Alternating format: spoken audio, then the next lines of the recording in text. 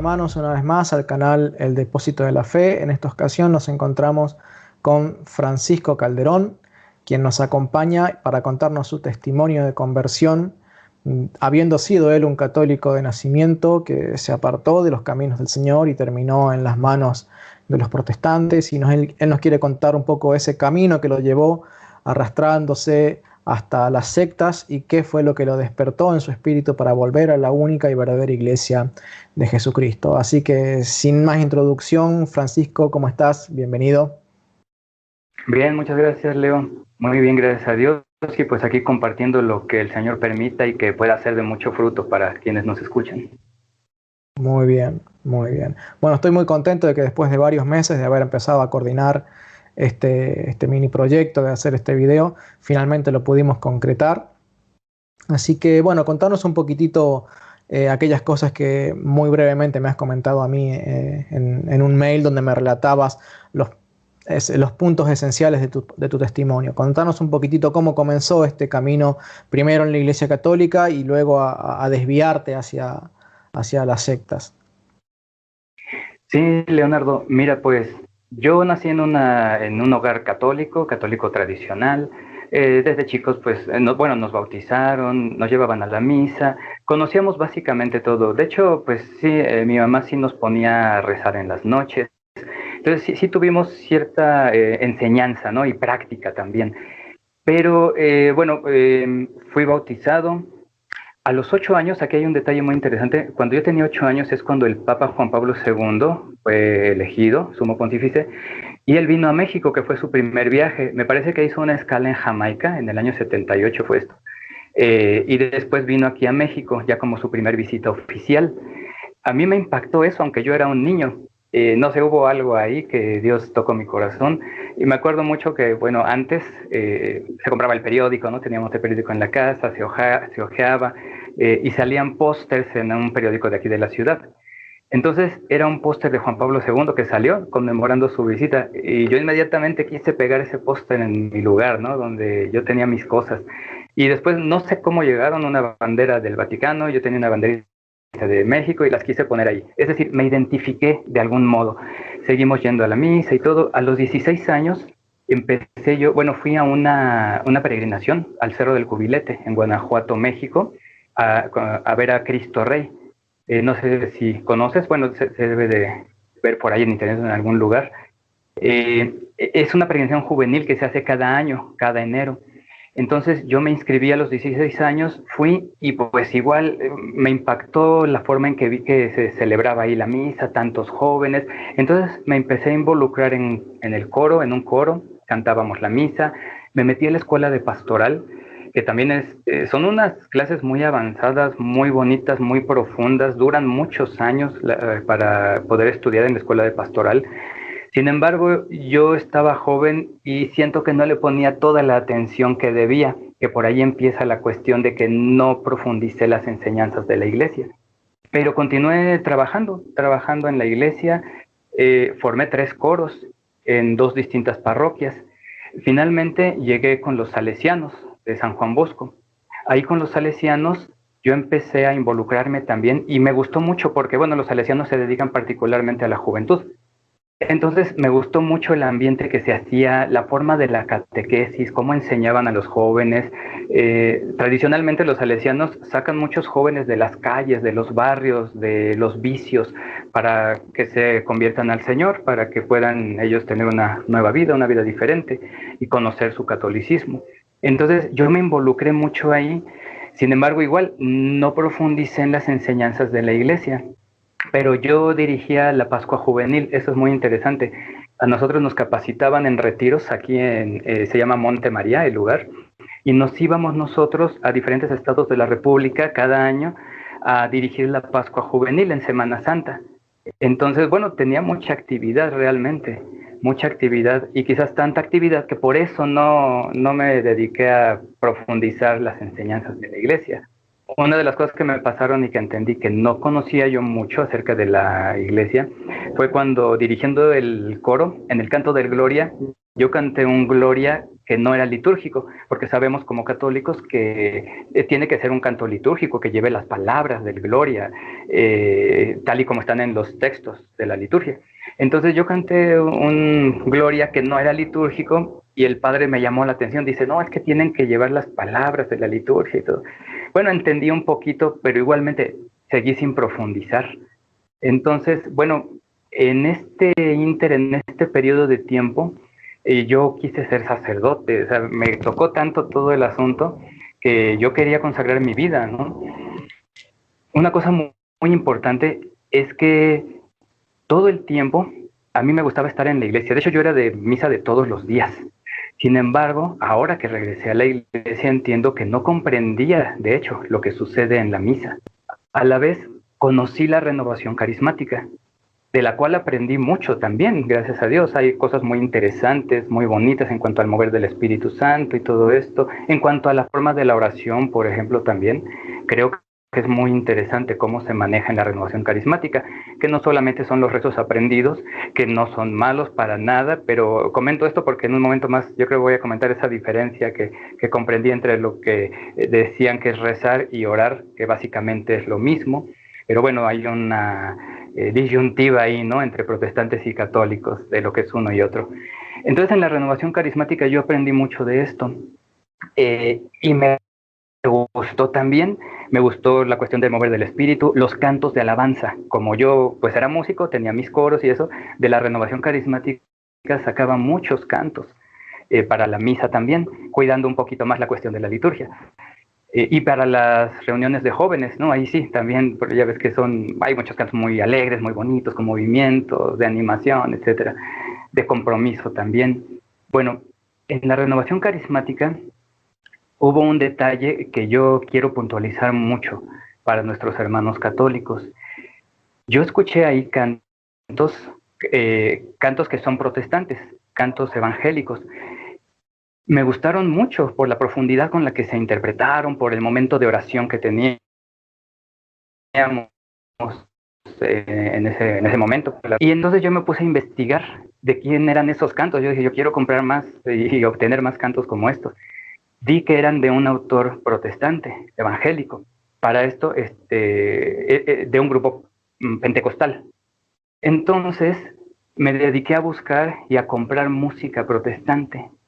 En mi mente yo decía, bueno, si lo usa la renovación carismática, no está mal que yo lo use también. Entonces me empecé a abocar ya después no solo a escuchar la música, sino también a empezar a escuchar predicaciones de pastores.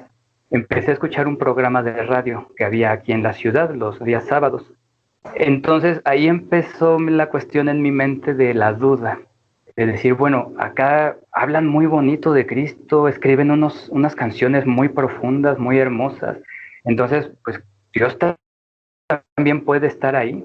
Entonces, al descuidar yo la catequesis, mi aprendizaje personal de la religión católica, me incliné a seguir escuchando y finalmente a asistir a la iglesia del pastor que tenía ese programa de radio. Lo conocí personalmente, sí. ¿Y en qué momento pensás que se diluyó esa intención que tenías de ser sacerdote? ¿Y por qué? Precisamente, mira qué bueno que me recuerdas esa parte. Precisamente cuando me desanimé un poquito por la cuestión de mis papás, que eran divorciados, y conocí la renovación carismática, en ciertos grupos de la renovación a los coordinadores les llaman también pastores. Entonces me vino a la mente esa cuestión, quizás era lo mismo, ¿no? Esos pastores, esos coordinadores de la renovación, como los protestantes. Entonces dije, bueno, básicamente tal vez sea lo mismo.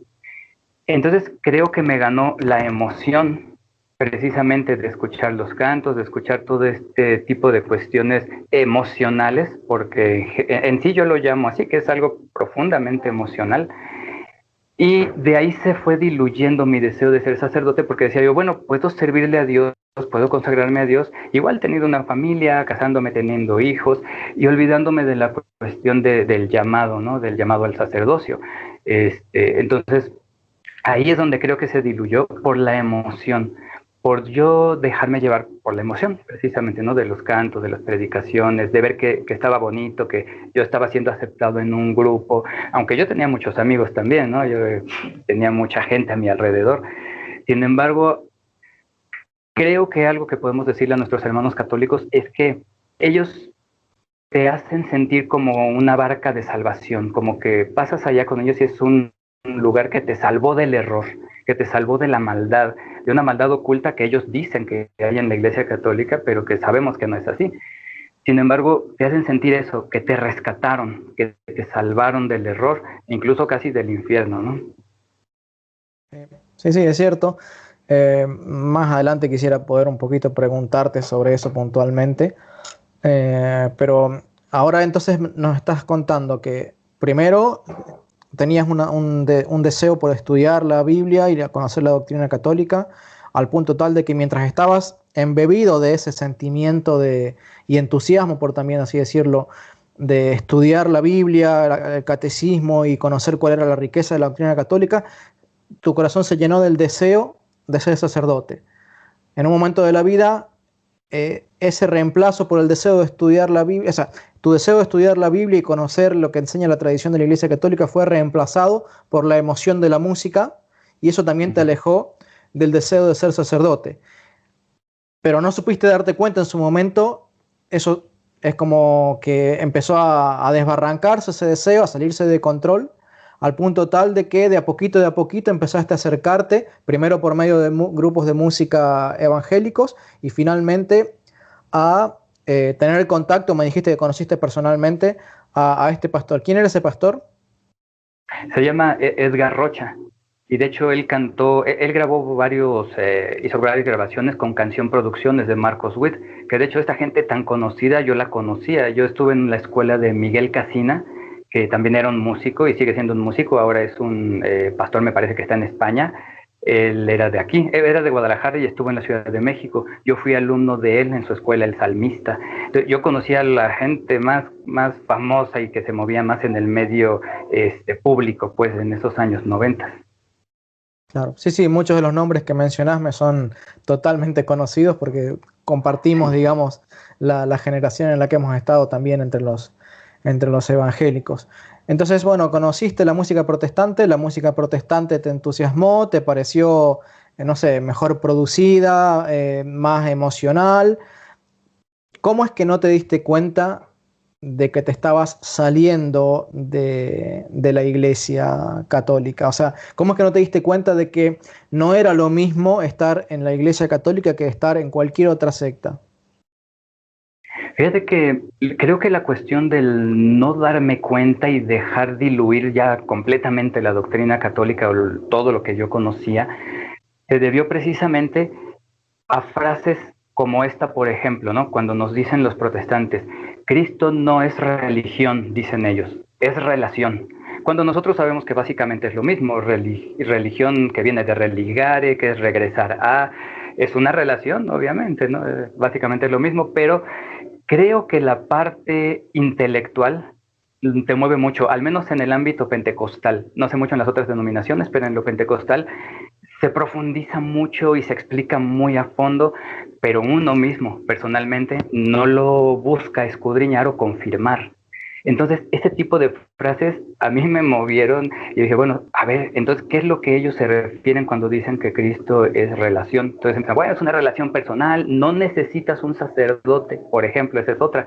Decían, todos somos sacerdotes porque la palabra de Dios lo dice, somos profetas, reyes y sacerdotes en Cristo. Entonces yo buscaba en la Biblia, ay, sí es cierto, así dice, pero no me ponía yo a investigar en la Iglesia Católica también cómo se interpreta y cómo se explica esa parte, por ejemplo, que sí es real esto, todos somos reyes, sacerdotes y profetas en Cristo. Sin embargo, ese tipo de pensamientos son los que a mí me hacían inclinarme hacia allá sin buscar, sin escudriñar la confirmación en la Iglesia Católica. Creo que parte es eso, ¿no? El querer demostrar como que uno también es intelectual y uno ha entendido por fin, ¿no? Ciertas cosas. ¿Crees que en las personas que están en la renovación carismática, y no por el hecho de estar en la relación carismática, sino porque en muchas ocasiones los sacerdotes que están en la renovación carismática tienen un contacto muy estrecho con los hermanos separados? ¿Crees que de alguna manera los jóvenes que están en la renovación carismática están mucho más expuestos a apartarse de la iglesia evangélica, perdón, a apartarse hacia la iglesia evangélica, que a lo mejor los jóvenes católicos que no están relacionados con la renovación carismática, o da lo mismo? O sea, pregunto no tratando de dar un mensaje particular, sino desde mi ignorancia, nunca estuve en la renovación carismática. ¿Influye o no el estar en la renovación carismática con la tendencia a que se vayan hacia los protestantes? Es definitivo, Leo, que sí influye y bastante, y te voy a decir por qué. Una de las congregaciones donde yo estuve mucho tiempo, protestante evangélica, nació de una iglesia católica, de un grupo de la renovación carismática precisamente. Esta iglesia se llama Casa de Oración, está en Guadalajara. El pastor es Chuy Olivares, es una persona muy buena, es una persona muy preparada, muy decente, es una buena persona. Sin embargo, todo el equipo que formó esta iglesia ya hace casi como 30 años, me parece que tienen, salió de una iglesia que se llama Santa Filomena, iglesia católica, y formaron Casa de Oración, que es una de las congregaciones más grandes del país y que tienen misioneros por todo el mundo. Sin embargo, esto también me ayudó a empezar a cuestionarme. Cuando yo estaba en Casa de Oración decía, bueno, ¿cómo es que llegaron a esto? O sea, salieron de la renovación y llegaron a crear esta congregación tan grande. Chuy Olivares no era católico, él era el único que no era católico, pero el grupo de jóvenes de Santa Filomena se iba a una iglesia donde predicaba el pastor Chuy Olivares. Se iban todos los domingos a escucharlo, después de ir a su reunión de la renovación carismática. Entonces, ese es el gran problema, y yo confirmo que sí, Leo, sí hay un gran peligro en la renovación carismática. Como dices, no en sí en general, obviamente no te enseñan en la renovación a que te vayas. Pero, sin embargo, yo he escuchado últimamente también algunos videos de la renovación carismática, a la cual yo le agradezco mucho, yo aprendí mucho, tengo todavía muchos buenos amigos de la renovación, nunca hablaré mal de la renovación, pero he visto algunos videos en donde, así tal cual, por ejemplo, el disco famoso de Remolineando, del himno central de Guatemala, protestante, íntegro lo cantan en vivo en algunos grupos de la renovación, canto tras canto. Entonces, sí hay cierto peligro. ¿Qué quiere decir esto? Que los jóvenes, ya sea que buscan en librerías protestantes y compran música o la bajan de internet, pero están interesados, es el hecho, de buscar material y reproducirlo. Incluso también en algunas predicaciones de grupos de la renovación, ahora sí que escuchas la jerga, ¿no? que se maneja mucho en el protestantismo, en las predicaciones emocionales, todas esas ciertas palabras, no sé, cuestiones como Cristo vive y cosas así, ¿no? Muy emocionales, muy que gente de la renovación que no ha tenido nunca un contacto tan directo, quizás con el protestantismo, no saben de dónde vienen muchas canciones, su forma de hablar, su forma de predicar, y sí hay un peligro definitivo, Leo, especialmente en la renovación. Sí, creo que, y acá me parece que vale la pena contar algo un poquitito de mi testimonio que no he contado en otros videos. Me acuerdo en los días en los que estaba en la universidad, plenos primeros años de mi conversión a la fe evangélica, y trataba de predicarle lo que yo creía que era el evangelio a todas las personas. Y no sé, en los colectivos, a los vecinos, a mis amigos, a mis parientes, con quien me cruzaba. Incluso me acuerdo que agarraba el auto, había hermanos en la iglesia que me ayudaban y me pagaban la nafta, y yo me iba a recorrer toda la barriada que estaba alrededor del templo para visitar a las familias que alguna vez habían visitado el culto, pero que no habían vuelto a venir, o a los que habían venido y habían hecho profesión de fe, pero no habían regresado. O sea, hacía una tarea misionera. Y me acuerdo que en una ocasión, estando en la universidad, estaba el guarda que estaba en la entrada de la universidad, solito ahí en su box, estaba leyendo, y digo, bueno, esta persona está ahí, me va a escuchar. Si yo me siento 15 minutos con él, no tiene nada que hacer, no me va a poder decir me tengo que ir, porque él se tiene que quedar hasta tal hora. Y me acuerdo que me le acerqué y le empiezo a querer predicar, y él saca como 3 o 4 libros de la mochila, y yo me sorprendí porque mirá que yo había visitado y había golpeado literalmente cientos de casas en las campañas evangelísticas que hacía como cuando era evangélico. Cientos de casas en las que me había metido a predicar el evangelio, o sea, lo que yo creía que era el evangelio, ¿no? Pero nunca nadie me había sacado un libro para ponerse a discutir conmigo, y esta persona era de la renovación carismática. Y la única Oh, mira. persona que alguna vez se puso ahí a tratar de responderme con la Biblia y con sus argumentos fue una persona carismática, ¿sí? De la renovación carismática. O sea, no hay que decir que de por sí la renovación carismática es pecado o peligrosa. Digo que por las Ujú. personas que están ahí relacionándose mucho con los hermanos separados, creo que en esas congregaciones puntuales se está más expuesto, pero sin embargo, como te digo, hay grandes sacerdotes que defienden la fe con mucho fervor, como el pastor, el padre Luis Toro, que pertenece a la Ujú. renovación carismática. Pero sí, creo que vale la pena hacer esa aclaración de que sí, hay hermanos que ponen mucho énfasis en estudiar la Biblia y realmente están muy fundamentados en las doctrinas católicas, pero también hay otras congregaciones, iglesias católicas, en donde los sacerdotes tal vez no incentivan el aspecto teológico de la Iglesia Ujú. Católica y sí mucho lo emocional, y ahí es donde me da la impresión, por lo que me han contado algunos, no por experiencia propia, por lo que me han contado algunos, que ahí es donde pareciera haber como un tobogán donde la persona se empieza a deslizar y se empieza a caer de la Ujú. iglesia y termina, digamos, allá entre los protestantes, como fue tu caso. No sé si estoy equivocado, es así como, ¿qué opinas vos? Sí, sí, así es, Leo. Sí, sí, igualmente. Como te decía, pues en la renovación carismática aprendí muchas cosas. Por ejemplo, la cuestión de cuando muchas veces no tenemos acceso, por ejemplo, a la oración de contemplación en nuestras parroquias, la renovación carismática, por ejemplo, enseña qué es la contemplación, ¿no? Y es algo hermoso. La adoración al Santísimo, por ejemplo, también, ¿no? Entonces, la oración espontánea, por ejemplo, todo ese tipo de cuestiones son muy valiosas. Y también el estudio bíblico, que bueno, creo que ahora hay un despertar, ¿no? De hecho, lo podemos ver, no solo en que estamos regresando a la Iglesia Católica, sino yo luego busco también algunas cuestiones. Los sacerdotes como que ya están más con las pilas bien puestas, ¿no? Que muchos siempre las han tenido. Por ejemplo, estaba el padre Matuli, ¿no? Que ya falleció y que, bueno, él era un defensor de la fe y con todo el amor hablaba hacia otras profesiones de fe diferentes a la católica. Siempre lo he sabido, pero ahora como que hay un despertar y también los laicos están empezando a escudriñar ahora sí realmente las escrituras, a conocer la doctrina, a conocer el catecismo de la iglesia, las vidas de los santos, por ejemplo, que es otra de las cuestiones que yo me preguntaba mucho. Bueno, y aquí pues no hay ejemplos contemporáneos o ejemplos de hace 200 años, 500 años para nosotros. Entonces, bueno, sí, la renovación carismática es muy buena, pero yo creo sí debe de haber una introspección y deben de ponerse a tener el cuidado los líderes. Hace rato precisamente me estaba acordando, hice un comentario en una página por ahí donde les digo, creo que el Espíritu Santo de Dios, en quien creemos, la tercera persona de la Trinidad, tiene la suficiente creatividad para podernos dar cantos, para podernos dar un formato de reunión, para darnos tantas cosas y no tenemos que copiarlos de otro lado. De hecho, es una riqueza enorme, ¿no? De todo lo que tenemos en la iglesia, desde la misa hasta estas reuniones de oración, adoración al Santísimo, retiros.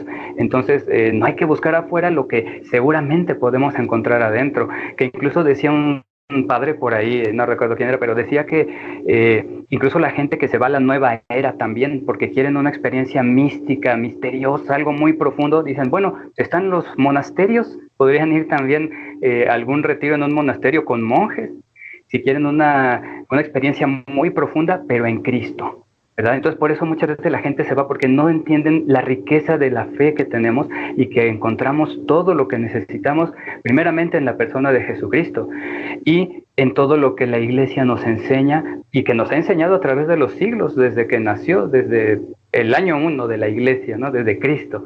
Entonces creo que esto también es parte de lo que podemos recomendar a nuestros hermanos católicos, que busquen en el depósito de la fe. Por eso es depósito, es un depósito enorme, ¿no? Hasta tiene un canal de YouTube, ¿verdad? El depósito de la fe. Entonces, el depósito de la fe es enorme y necesitamos ver y escudriñar y echarnos ese clavado ahí para ver toda la riqueza que tenemos en la Iglesia Católica. Qué bien, qué bien. Me gustaría ahondar un poquitito más acerca de cómo fue que te fueron lavando el cerebro, porque son frases que vos mencionaste un par, Cristo no es religión, es relación, que algo muy superficialmente pudiste comentar. No quiero llevarme el video con explicaciones teológicas, pero sí quiero decir que es lo mismo, relacionarse o religarse, es justamente lo mismo, y ahí está donde está la mentira satánica que estas personas dicen. porque claro, la Iglesia Católica reconoce en sí misma que es una religión, los padres de la Iglesia reconocían que es una religión, la Biblia misma reconoce por medio de Santiago que es una religión, y todo el mundo reconoció históricamente que la Iglesia te religa, que te relaciona con Dios. Pero ahora vienen los protestantes a cambiarte blanco por negro, a venderte espejitos de colores y hacerte creer que no, la religión no sirve para nada, lo que tenés que tener es una relación personal, con lo cual de inmediato te están desvinculando como el sacerdocio de tus maestros, de tus pastores, te transforman en una oveja que la sacan del redil, que ya no está vinculada a su pastor. ¿Para qué? Para que expuesta allí fuera del redil queda expuesta a los lobos, ¿sí? A los apostolobos de las sectas evangélicas. ¿Y qué otras cosas nos podría el lavado de cerebro que en su momento seguramente no te diste cuenta, pero que vos hoy sí, ya con algo de madurez y de luz, te das cuenta? Fíjate, Leo, que precisamente una de las cuestiones fue lo que nosotros llamamos la comunión de los santos. El saber nosotros que los santos pueden interceder por nosotros, que María Santísima puede interceder por nosotros. Cuando me decían esta cuestión de, es que no necesitas a nadie, ni siquiera un sacerdote, Cristo te oye. Bueno, incluso como católicos sabemos que Cristo nos oye en este mismo momento, en cualquier lugar. Sin embargo, los sacramentos son administrados por un cuerpo sacerdotal que dejó Cristo a cargo de su iglesia, por los pastores que el Señor capacitó y que además tienen la sucesión apostólica. Entonces, esa parte es también la que a mí me movió, no la profundicé y dije, bueno, sí es cierto, ¿y para qué me confieso? Si es un hombre como yo, las clásicas, ¿no? Frases. ¿Para qué le pido a otros si Dios me escucha? Tiene el suficiente poder para hacerlo. Esa es una. Muchos de esos pensamientos salieron de aquí, de los trataditos. Quería preguntarte, las publicaciones Chic, ¿podés contarnos un poco de qué se tratan? Para los católicos que no conocen de qué se tratan, yo sé que vos las conocés, yo las conozco, pero para los católicos que no la conocen, contales un poco. Así es, sí, bueno, estos tratados de Chic son explicaciones supuestamente de lo que es realmente la Biblia, porque se basan en la sola Biblia, en la sola Escritura. Entonces, todas ellas se basan en la doctrina que se enseña en el protestantismo a través de dibujos, a través de tipo cómic, ¿no? Entonces, bueno, es muy llamativo realmente, y es verdad, se queda en la mente, ¿no? Entonces, yo leía mucho de esto. Y aquí, algo que me di cuenta es que la mayoría de las doctrinas protestantes, por ejemplo, tan solo el formato de la famosa oración de fe con la que ellos dicen recibir a Cristo, sale de aquí, sale de las publicaciones de Chic, porque en sí no es una doctrina que se haya formado en algún lugar o que haya algún libro escrito. O sea, hay tantos libros protestantes y todos tienen temas diferentes y no están de acuerdo en las doctrinas. Entonces, lo que yo me di cuenta es que muchas cosas como esa oración de fe, que así le llaman los protestantes, sale de aquí, de los tratados de Chic, de las explicaciones de Jack Chick, que era el editor. Dicho sea de paso, algo bien interesante, Leo, yo me puse a investigar acerca de Jack Chick, no sé si tú has dado con esto, pero se dice que parece que ni siquiera existió Jack Chick, no existen registros, fotografías, no existe nada de él, como que era una especie de asociación, ¿no? Y algunos se atreven también incluso a compararlo con un grupo masónico, ¿no? Yo no lo dudaría, porque principalmente predicaba un odio contra la Iglesia Católica, Jack Chick. Hay unos cómics más grandes, por ahí todavía los tengo, creo, que se llaman Alberto, de un supuesto ex sacerdote católico. Esos son grandes, esos son como los de Marvel, son a color y todo, ¿no? Entonces, era tremendo lo que sacaban ahí. La Iglesia Católica en estos cómics, que también eran de Chick, era la culpable, pero de todo absolutamente, ¿no? De la Segunda Guerra Mundial, de todos los horrores que pueda haber en la historia de la humanidad, ¿no? Casi de que la Pangea se hubiera separado, ¿no? Era culpable. Sí, ellos culpan absolutamente de todo a la Iglesia Católica. Se les cayó un plato al piso y se les rompió, pero porque la Iglesia Católica esto. Así es. Sí, y fíjate, Leo, investigando este supuesto ex sacerdote, que se llama o se llamaba Alberto, que era español según esto, nunca fue sacerdote, pero fíjate dónde encontré esto, en una página cristiana evangélica, en una página protestante encontré que ellos mismos investigaron, quisieron entrevistar a Alberto, quisieron tener información de él para poder tener más información y compartirla. Pues resultó que nunca existió tampoco esta persona, Alberto. El ser humano ahí estaba, pero nunca fue sacerdote. Nunca hizo todo lo que dice que hizo, ¿no? En los cómics, porque fue una persona real que platicó con Chick y le hicieron sus historias en 5 cómics que por ahí están todavía en las librerías evangélicas. Entonces, esto es parte de lo que me pasó a mí, el absorber todo eso, el creerme todo eso. Por ejemplo, de la muerte de Lincoln, me acuerdo mucho porque hay un cómic que habla de eso, de Alberto, de todos los sistemas de gobierno, en la forma en que se destrozan unos a otros los países, todo eso tenía culpa la Iglesia Católica. Y lo demuestran en estos libritos y en estos también, en Chick. Entonces, como tú dices, es bueno que todos sepan y los vean porque los siguen produciendo, los siguen vendiendo y los siguen repartiendo. En la parte de atrás le poníamos el nombre de la iglesia o congregación donde estábamos para que la gente fuera. Muchos católicos no saben que esas son como galletas envenenadas, que realmente esas publicaciones Chick están llenas de mentiras. Ojo que a veces hay acusaciones que son ciertas, es decir, si alguien te dice que en la Iglesia Católica hay sacerdotes pedófilos, y los hay, pero cuando vos vas y escuchás las declaraciones de algunos de los líderes evangélicos reconociendo que entre las iglesias evangélicas, iglesias entre comillas siempre, ¿no?, que entre los cultos evangélicos hay pastores que son todavía más pedófilos y todavía más pederastas y ahí están en pecados todavía más graves que los mismos sacerdotes, entonces uno se pregunta por qué acusan tanto a la Iglesia Católica por causa de unos sacerdotes que no están cumpliendo con lo que enseña la Iglesia Católica. Porque si la Iglesia Católica en su doctrina dijera, sí, está bien ser pederasta o está bien ser pedófilo, bueno, entonces con toda la razón podrían acusarnos, pero si nosotros estamos condenando desde nuestra teología todo lo que estas personas hacen, entonces ¿por qué acusan a la Iglesia Católica? Acusen a esas personas.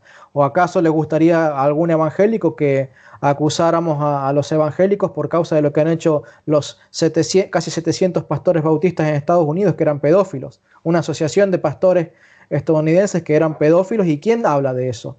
700 pastores en un lapso de, no sé, de 20 años, no sé cuántas miles de almas les produjeron un daño irreparable. Ni que hablar de los que son traficantes de órganos o de los que están en el narcotráfico o en el lavado de dinero y cosas por el estilo. O sea, ¿y quién acusa a los evangélicos de que los evangélicos son tal o cual cosa por culpa de lo que hace un pastor? Bueno, si con ellos se juzgan a sí mismos diciendo no podemos acusar a los evangélicos por causa de lo que hace un pastor, ¿por qué son incongruentes con esa ley y acusan a la Iglesia Católica por lo que hacen algunos supuestos sacerdotes que al momento de cometer esos pecados quedaron absolutamente excluidos de la Iglesia Católica, aunque todavía sigan llevando la sotana?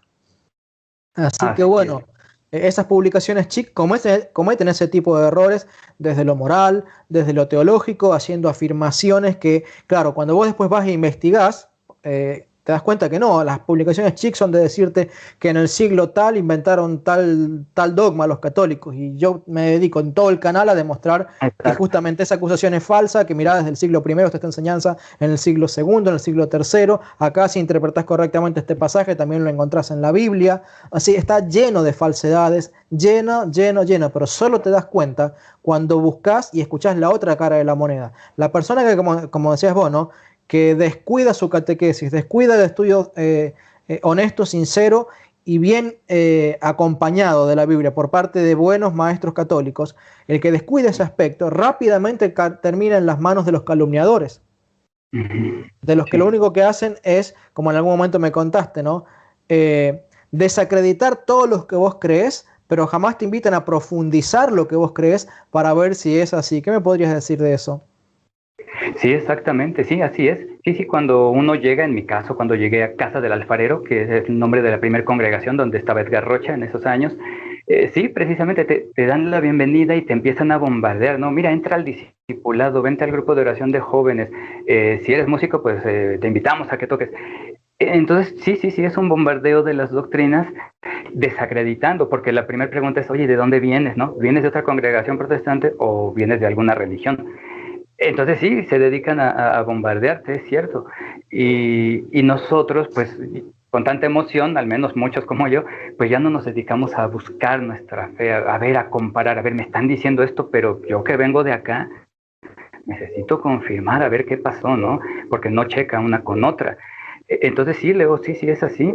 Otra de las cosas, como te decía, lo de la intercesión de los santos, por ejemplo, ¿no? Hay cantos, ¿no? Como solo Dios hace al hombre feliz. Bueno, es verdad, ¿no?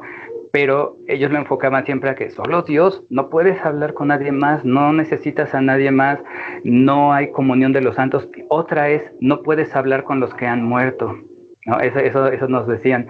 Y yo decía, ay, sí es cierto, entonces si lo dice Deuteronomio en la Biblia, pues tengo que hacer caso yo al Señor, porque pues ellos ya murieron, los santos, ¿no? Yo siempre fui admirador al 100% y todavía lo soy de San Francisco de Asís. Incluso cuando yo estaba allá y les enseñaba a los jóvenes discipulado en la casa del alfarero con los protestantes, yo les hablaba de la vida de San Francisco de Asís. Alguna vez les hablé de Santa Teresa y me regañaban, ¿no? Me regañaban los pastores. Yo les decía, pero es que están dando un testimonio, dieron un testimonio y se quedó un fruto de sus vidas. Sin embargo, pues sí lo convencen a uno, ¿no? Es que ya murieron, no necesitas hablar de ellos, ni hablar con ellos, ni su intercesión. Entonces, esto es bien importante también, ¿no? Porque la iglesia está hecha de seres vivientes, vivos en Cristo. Es decir, somos la iglesia militante, la iglesia purgante y la iglesia triunfante, pero todos vivos. Ese es el detalle. Por eso hay una comunión de los santos, porque la iglesia está viva aunque esté en el cielo. Cuando habla la palabra de Dios que no debemos invocar a los muertos, obviamente que habla para brujerías, hechicerías, para un beneficio propio, ¿no? Pasando por encima de otros, invocando otros nombres e incluso otros dioses. Entonces, bueno, eso a mí también me movió mucho y me hizo dudar y dije, bueno, es cierto, no necesito a otros, solo necesito a Cristo. Sabemos que en Cristo estamos completos, sabemos que en Cristo está la salvación, pero el Señor es tan misericordioso que también deja delegadas responsabilidades, por decirlo así, para entenderlo nosotros, ¿no? Como esa intercesión de los santos, por ejemplo. Eso se me hace muy importante, ¿no? Entenderlo bien. Y que bueno, creo que lo entendemos como católicos. No le pedimos al santo el milagro, él no hace ningún milagro, ni siquiera María Santísima hace ningún milagro, sino solamente Dios. Sin embargo, somos un cuerpo en Cristo, que no estamos separados y que podemos pedir unos por otros, así como las almas que menciona Apocalipsis, ¿no? Que están de día y de noche diciéndole, Señor, ¿hasta cuándo? ¿Hasta cuándo ha de suceder todo esto, ¿no? Que está pasando? Y piden por las personas que estamos en la tierra. Ese es otro punto muy importante que hace dudar a muchos que no estábamos preparados. Francisco, ¿pudiste percibir divisiones dentro de los protestantes o en las congregaciones en donde vos estuviste? Sí, principalmente ahí en casa del alfarero, precisamente, que fue la primera congregación donde estaba Edgar Rocha, casi desde el principio se percibía, en este caso, por ejemplo, Marcos Witt tenía una relación muy directa con casa del alfarero. Algunos de los congresos de música que él hacía se llevó a cabo ahí como sede, y ya los conciertos se hacían en otros lugares más grandes. Entonces, el pastor Edgar Rocha fue invitado por Marcos Witt para que se fuera con él a crear su escuela de alabanza en Durango. Que por cierto, mi hermana casi se va de secretaria para allá con Edgar Rocha. Entonces, eso creó división, porque el pastor se puso celoso de la cuestión de que Marcos Witt quería llevarse al pastor Edgar, entonces hubo cierta división, y sí, al fin de cuentas se fue el pastor Edgar, y la iglesia se quedó así como con un sentimiento como de rencor, ¿no? Ah, ¿por qué se lo lleva? ¿Y por qué se va él si él era de aquí?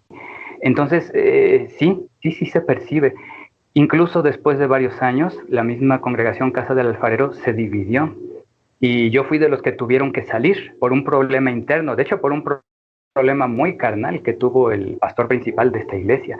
Entonces, como yo estaba trabajando ya tiempo completo aquí en la congregación, soy de los que tuve que salir porque yo no estaba de acuerdo con lo que estaba viviendo y haciendo el pastor. Ok, pregunto, y es pregunta medio retórica con una respuesta que va añadida, ¿no? Es una pregunta para que se pregunten los protestantes, ¿no? Vos nos mencionás que por causa de un pecado del pastor, hubo un montón de personas que se salieron de allí, pero se fueron a formar un grupo aparte con la misma fe Así confesional. es. Ahora me pregunto, ¿por qué cuando un protestante dice que hay pecado en algún sacerdote católico, por qué los invita a cambiar su confesión y a irse? ¿Por qué no les dice, bueno, andá y buscá un sacerdote que sea fiel, que no esté en esos pecados, y deja a este sacerdote que está con sus locuras, déjalo ahí, pero no te salgas de la Iglesia Católica? Fíjate que su forma de pensar es siempre egoísta, ¿sí? Para ellos toda la Sí. misericordia del mundo, cuando un sacerdote, cuando un pastor cae en pecados groseros, no, bueno, vamos a ver si lo podemos restaurar, hay que tratar de ver, bueno, por el momento venite para acá, pero hasta ahí nomás, ¿sí? Ahora, cuando se trata del pecado de un sacerdote, son unos degenerados, son esto otro, esa es la gran ramera, hay que salirse de ella, hay que Así es. apedrearlos a todos, iglesia, y todo ese tipo de cosas que sabemos que hablan. Yo literalmente conocí a una persona que les Ah, prendía fuego a los elementos de la Iglesia Católica. Entonces, bueno, ah, nada, ese nivel de incoherencia, ¿sí? Compasión y misericordia para sus propios pecados, ¿sí? Miran con sí. mucha complacencia, con autocomplacencia sus propios pecados, ¿sí? Pero claro, la viga que tienen en su propio ojo no les permite ver bien, entonces ¿qué hacen? Se dedican a señalar la paja en el ojo ajeno. Bueno, contanos un poquitito qué, qué te hizo volver a la Iglesia Católica. Bueno, mira, Leo, después de varios años de estar trabajando a tiempo completo y de darme cuenta de eso precisamente de las divisiones, porque finalmente también la iglesia o iglesia entre comillas, como siempre decimos, ¿no? Es que estamos acostumbrados por el recuerdo, iglesia entre comillas, de donde salí, Casa del Alfarero, en la división, y que después se convirtió en Restauración Cristiana. Después de la división de Casa del Alfarero, yo me fui con Restauración. Restauración también se volvió a dividir y entonces yo opté por irme como misionero a Estados Unidos con un ministerio que había conocido precisamente desde Casa del Alfarero. Me invitaron y me fui a Estados Unidos como misionero de tiempo completo. Entonces, después ahí vi otras cosas muy fuertes también que me siguieron desanimando y finalmente fui a Guadalajara, que es donde vivía mi familia, y ahí me quedé y renuncié al ministerio a tiempo completo. Entonces, en ese inter también me puse a pensar mucho en las cosas de la Iglesia Católica que había dejado y comencé un poquito a interesarme, ¿no? En regresar. Una de las primeras cosas era que me gustaba ir a las iglesias, a los templos y observar, pero también me traía recuerdos a las iglesias católicas. Entonces comencé a retomar algunas cosas, no fui a misa inmediatamente, comencé muy poco a poco, todavía me seguía cuestionando. Después me volví a congregar en una iglesia protestante, pero ya sin querer participar en nada. Ya me desligué de ministerios, de responsabilidades, de todo. Me dediqué solamente a observar.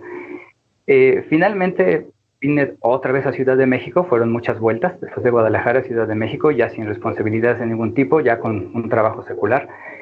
Y aquí en la última congregación donde me reuní, protestante, resultó que era una de las que nació de Restauración, que es la que inicié con esa división de Casa del Alfarero, junto con otras personas. Eh, Cuando estuve ahí, hubo unas cosas también un poquito fuertes, pero de hecho simpáticas. Por ejemplo, el pastor de esta congregación prohibía orar a los congregantes. Y eso me sacudió, ¿no? Él me había invitado a dar ciertas pláticas, yo un poquito renuente acepté dar un discipulado los domingos en la mañana, pero me decía que no debían orar porque no tenían la madurez suficiente. Entonces ahí empezó también otra vez a chocar conmigo, a ver por qué si al contrario el Señor quiere que oremos, que le pidamos, que lo adoremos, que lo alabemos, que lo exaltemos, que estemos con Él en comunión permanente. Entonces este tipo de cuestiones me movieron mucho. Finalmente la que me movió más fue una ocasión que este pastor me pidió ayuda para dirigir lo que ellos llaman equivocadamente la Santa Cena, que es el equivalente a nuestra Eucaristía, pero obviamente sin aceptar la consagración del vino y el pan, sin aceptar que Jesucristo está ahí realmente, todo su cuerpo, su alma, su divinidad. Entonces, que por cierto, dicho sea de paso, Leo, esta llamada Santa Cena no la hacen continuamente. Me tocó ir a congregaciones donde una vez al año la realizaban, en otras cada 6 meses, cada 3 meses, variaba muchísimo, no le daban la importancia que Cristo le dio, ¿no? A dejarnos este sacramento. Entonces, este pastor me dio un libro, un ritual. Generalmente no utilizan un ritual, sino que sacan palabras espontáneas cuando hacen esto de la Santa Cena. Que esto es, a la entrada de la congregación te dan un pedacito de pan, de galletita dura, y te dan un vasito con jugo de uva. Cada quien tiene ya su pan y su jugo. Entonces, ya cada quien en su lugar. Generalmente en las congregaciones pentecostales hay un canto de alabanza, de adoración, y después se hace el acto de comer y beber. El pastor dice unas palabras. Entonces, cuando me pidió esto, el pastor me dio un librito que era un ritual, y yo dije, ay, nunca me habían dado un ritual en casi 20 años que estuve yo en ministerio. Entonces, las palabras que venían ahí eran idénticas a las que dice el sacerdote, y esto me movió. Fueron muchas cosas. Yo decía, llegó a mi mente, yo no soy sacerdote y estoy queriendo consagrar. Y luego dije, bueno, pero Cristo no está, o sí está. Entonces ahí empezó a chocar en mí mucho la cuestión de la Eucaristía.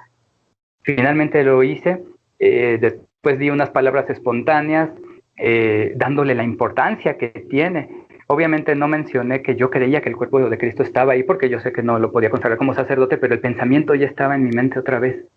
Entonces, bueno, el pastor también me llamó la atención por decir palabras espontáneas, dándole tanta importancia a este acto, ¿no? De comer y beber el cuerpo y la sangre de Cristo. Eso fue lo que me empezó a dar vueltas en la cabeza. Inmediatamente, a los siguientes días, empecé a buscar información. Dije, a ver, yo dejé esto, pero quiero profundizarlo, necesito profundizarlo porque sé que es verdad, pero quiero profundizarlo, quiero entenderlo un poco más. Entonces, esa fue la parte que me dio muy duro para empezar a catequizarme, ¿no? Otra vez, empezar a buscar información, a buscar libros, a buscar qué era la Eucaristía. Di por ahí con el libro famoso de Scott Hahn, La Cena del Cordero. No, imagínate, ¿no? Si conoces el libro, sí, la mayoría, porque es un libro, pero muy, muy, muy profundo, ¿no? Muy bonito y muy claro de lo que es la Eucaristía. Entonces, bueno, ahí fue cuando decidí, dije, es que tiene que ser. Y en este inter, fíjate que visitaba yo las iglesias y empecé a comprar algunos libros precisamente para informarme. Comencé a formarme de nuevo hasta que finalmente pues regresé a la iglesia, pero ya convencido, ya en el entendimiento de muchas cosas que no me había preocupado anteriormente en buscar. Impresionante, me llama la atención, ¿no? Como el hecho de que cuando vos eras joven sabías que estaban poniéndote el cuerpo de Cristo en la boca y de repente sentirte con la responsabilidad de tener que de alguna manera suplantar vos mismo el rol de un sacerdote, porque este pastor, que ya habría cauterizado su conciencia hace muchos años atrás, te pedía ahora a vos, mirá, vos ahora tenés que hacer lo que hace un sacerdote, y vos te sentiste como, no, yo no puedo hacer lo que hace un sacerdote, solo un sacerdote lo puede hacer. Y me llama la atención, ¿no? ¿Cómo es que pasaron tantos años antes de que vos te dieras cuenta de eso? ¿Por qué pasaron tantos años? ¿No creías que Cristo estaba realmente ahí en la Eucaristía consagrada? Durante todo este proceso, ¿no? Me refiero que todos estos años que estuviste entre los evangélicos, ¿no creías que Cristo estaba allí en la Eucaristía consagrada de la Iglesia Católica? Fíjate que como mi vida fue hecha ya entre todo el movimiento protestante, siento yo, me he preguntado eso, ¿no? Y digo, bueno, creo que realmente no lo dejé de creer, pero me puse una barrera, me bloqueé solito. No quise hacerme responsable de entender que ahí estaba el cuerpo y la sangre de Cristo para no regresar a la iglesia, para no tener la responsabilidad de decir, bueno, es que lo necesito. Creo que me bloqueé de esa forma mucho. De hecho, hubo algo aquí que no comenté. En ese inter, cuando dejé de trabajar en el ministerio y nada más me dediqué a congregarme, desgraciadamente me acerqué mucho a algunas cuestiones espirituales también muy ajenas al cristianismo, como la nueva era precisamente, el budismo, varias cosas, tratando de justificarme de que yo buscaba algo bueno, pero estaba bloqueado en cuanto al regreso a la Iglesia Católica. Entonces, obviamente, sabemos, ¿no? Cuando Dios te ha tocado una vez, ya no eres libre, ya no te sientes bien en el pecado o en el error. Entonces, bueno, estaba un tiempo en alguna, me ayudó para conocer y dar testimonio ahora también de muchas cosas muy fuertes que hay en el ocultismo. Fíjate, eso fue algo muy fuerte y bueno, le he pedido perdón a Dios de todo esto, ¿no? Obviamente, pero sí es muy fuerte. Después de haber conocido todo esto, primero la Iglesia Católica, luego de haber estado sirviendo a tiempo completo en congregaciones protestantes y entrar un poco a la cuestión del ocultismo, fue un tiempo muy breve, quizás unos meses, pero sí fue un tiempo muy fuerte que me confrontó y finalmente pues regresé a la casa, regresé al hogar, regresé a la Iglesia Católica, en donde eres realmente libre, en donde no hay nada que te ate, donde no hay espíritus que te quieran modificar el pensamiento a otra manera distinta más que la de Cristo. Son cosas muy fuertes también.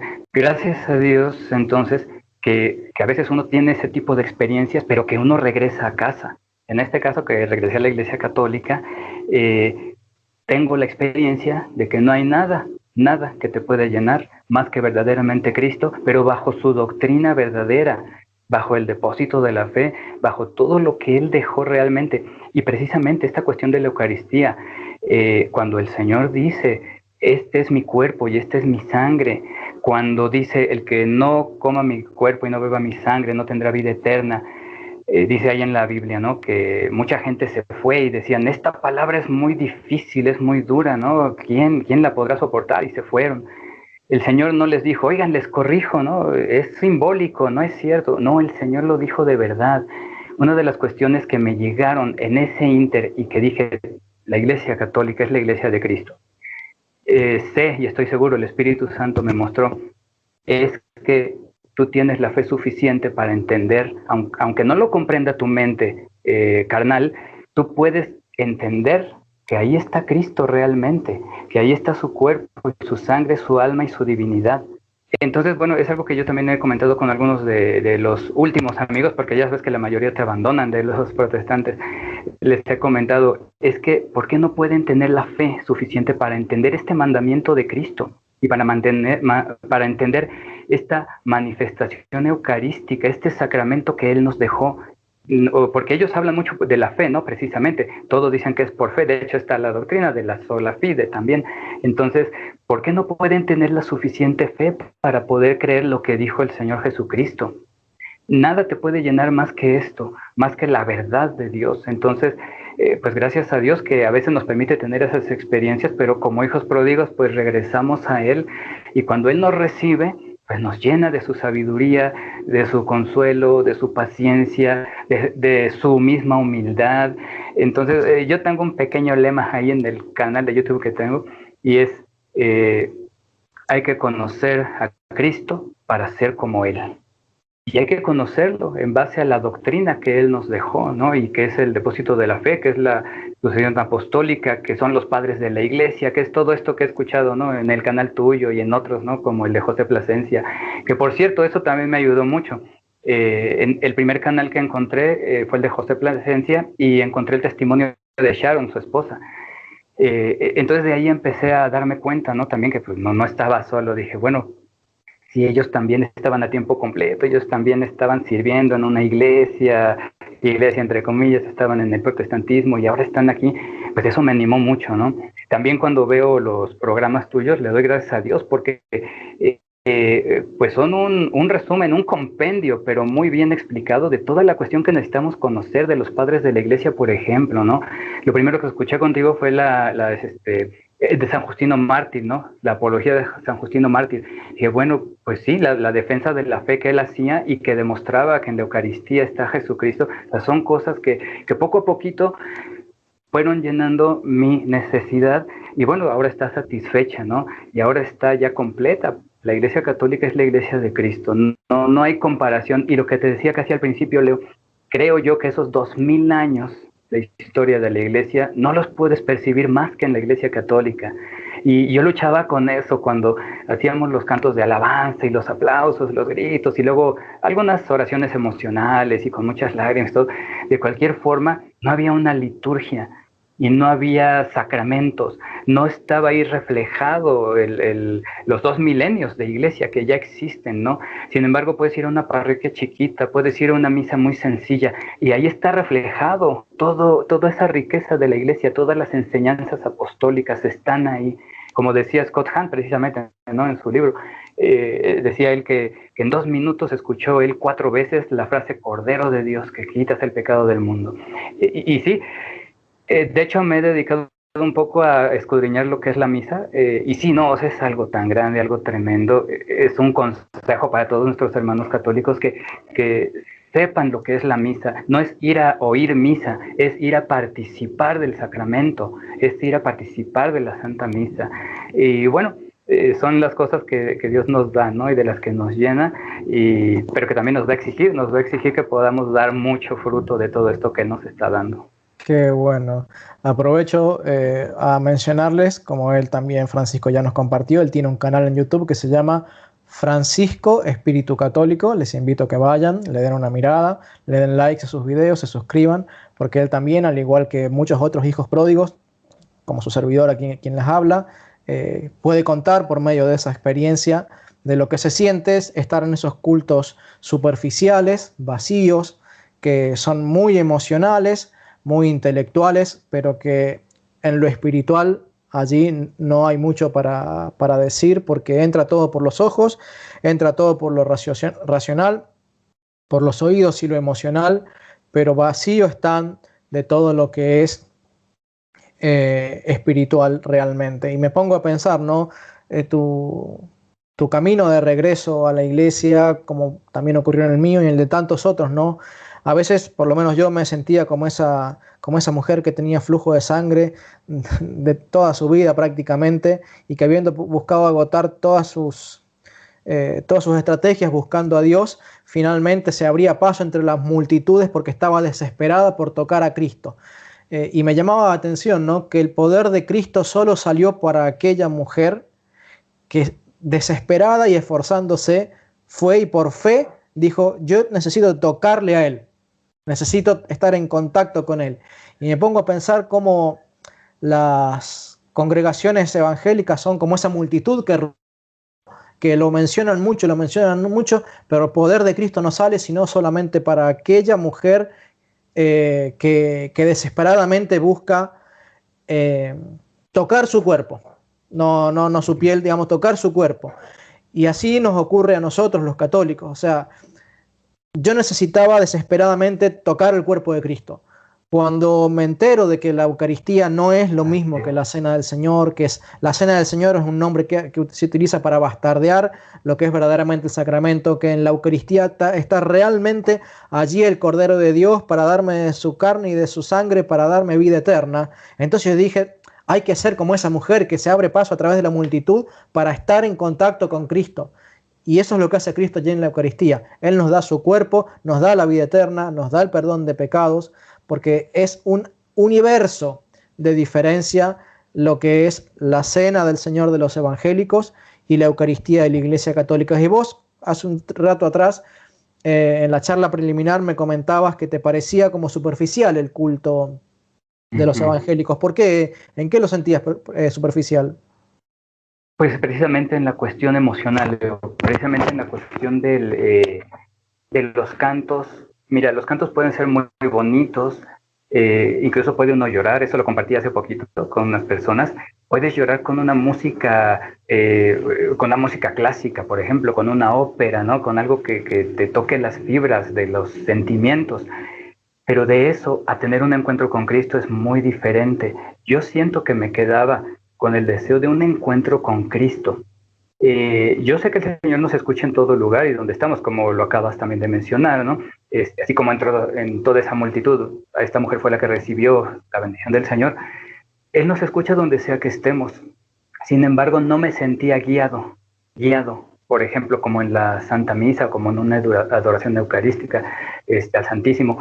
No me sentía guiado, me sentía vacío. A ver, bueno, ¿y ahora qué hago? ¿Para dónde volteo? La superficialidad se da precisamente por eso, porque como todo es emocional, a veces Digo, yo lo percibía, yo dirigí la alabanza mucho tiempo también, yo dirigía la alabanza, desde Casa del Alfarero y en todo lugar donde estuve de iglesias protestantes, yo dirigí los cantos. Entonces yo sé lo que es, por ejemplo, ver que la gente no está aplaudiendo fuertemente y tener que motivarla. Ahí está la superficialidad, ¿no?